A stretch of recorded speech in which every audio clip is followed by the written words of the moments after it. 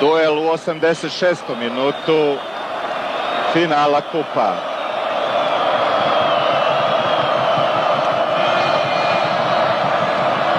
Zoran Njeguš, precizno i 1:0. Prevario je Mijanovića i Crvena Zvezda od 86. minuta vodi sa 1:0. Strelac Zoran Njeguš.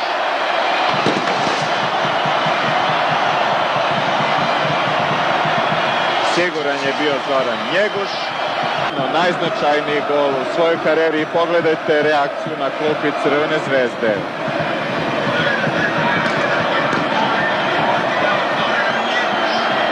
Sada pravi vatromet na popularnoj beogradskoj Marakani. Navijači Crvene Zvezde Delije slave prvi pogodak u finalu Kupa Jugoslavije.